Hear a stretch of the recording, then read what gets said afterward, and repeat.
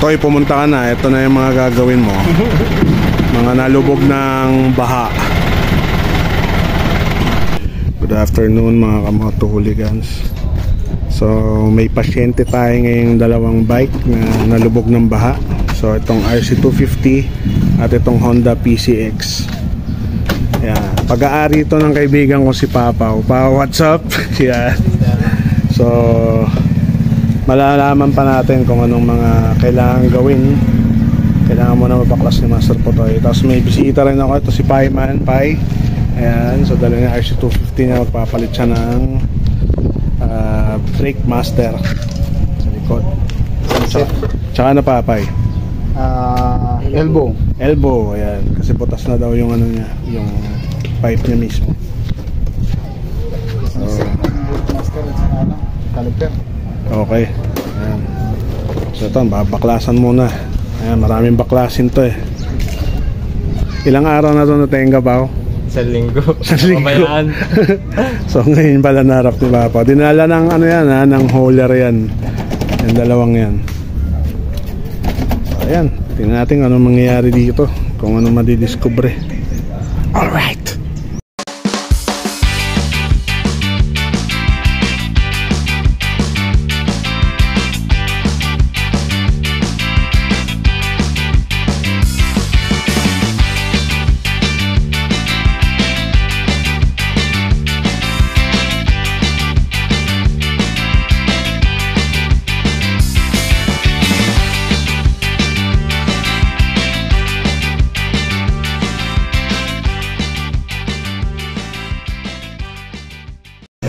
Ayan, so medyo nasa baklasan moments pa rin si Master Potoy. Dami. Tapos si kay Paiman naman, ayan, malapit-lapit na rin naman. So, anong dinagdag dyan? Bearing. Palit bearing. Brake pad. Brake pad, ayan. So, para maayos na talaga yung preno niya. Alright. Ayan, so babatsi na rin ngayon si Pai. Okay naman na. Okay naman na Babay. Oo. Ayos na. Yan. Satisfied. Yan, salamat. Ingat ka. Satisfied customer. Okay. So ayan. Good to go na yung Rosie ni Paiman. Balik tayo doon sa ano. Anong balita sa PCX Toy? Putang nang yon. Bakit? May technique pala. Para? Papaklas lahat. Isang bagsakan? Hindi, clip lang talaga, walang tornilyo. Pero na-discover mo na yung tubig. Hubad na. May start na? Hindi pa? Ayun, ko pala. Okay. Ayun nga. Nakakuha pa natin ito naman sa ulo si Oti. Okay. Ayan, batsi na rin si Utol, tol. Alright. So tatabi na lang namin itong mga fairings na to dahil pagka dami-daming binabaklas pala talaga. Alright. Okay, mabalik tayo sa PCX. Okay na ulit yung under niya. Ang tunog. So, goods na goods. Konting timpla-timpla na lang. At yan, pabalik na natin yung mga fairings. Tapos papipinturan to kay Oti dahil sa kalawang. Okay. So maandar na ang stable yung PCX. Tapos nilinis na rin ni Master Potoy mula loob hanggang labas. Ayun, papatuyo na lang bago i-assemble. Kailan nyo i-assemble ba Toy? Ha? Kailan nyo i-assemble? Ngayon din. Ayun na yung upuan, ano niya, fairings niya. Ayun, buhay na. So balikan ko kayo pag nabuo na mamaya. Alright. Okay, so natapos na yung PCX. Nabuo na natin ngayon. Inikot lang ni Master Potoy. So dito na tayo sa Rosie RC250 ni Papaw. So ito is okay naman to kasi carb to. Pero iiwan na rin to sa atin para may setup. So ayun na yung PCX.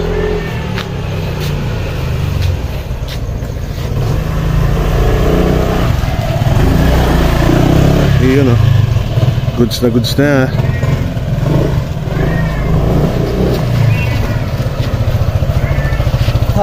sarap. Ayan. So ito, goods na yung PCX ni Papaw. Ready for pickup na bukas.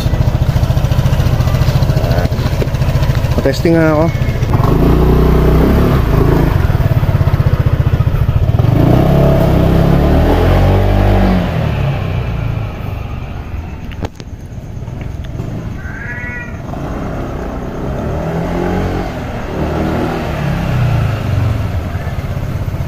Pala feeling na ganito. Sarap manakbo.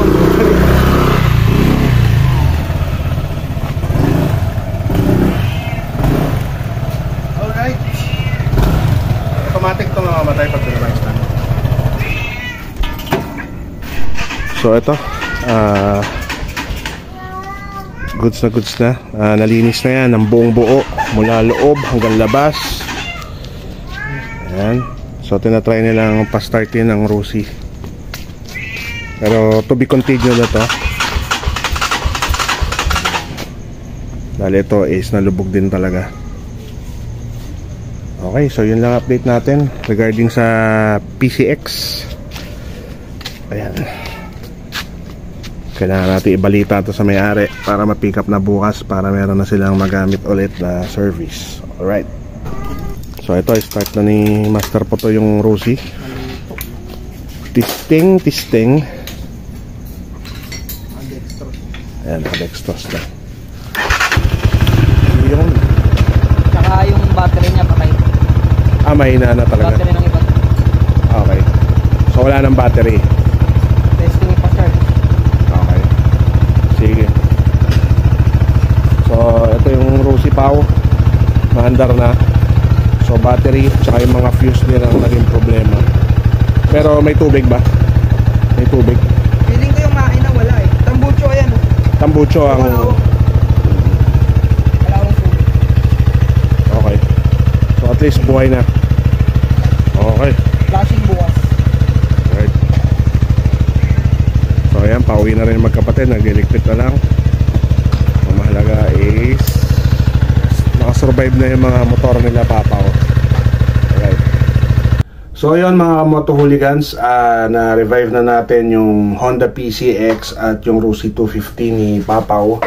So ang mangyayari is iiwan na dito yung Rusi 250 para i-set up, gagawing scrambler. So marami pang mangyayari sa motor na yan dahil gusto nilang i-modify na rin. Yun, makakawala na sa atin yung PCX, magagamit na nilang service.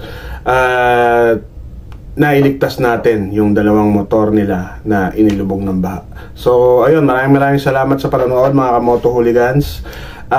Thank you ulit sa walang sawang panonood ng mga content natin. Sa lahat na nagsusubscribe, thanks in advance. Sa lahat na nagpapa-shoutout, at maraming salamat sa laging panonood. So yun na lang muna, dito ko natapusin tong vlog at magkita-kita ulit tayo sa next vlog natin. This is The Goon and I'm fucking out.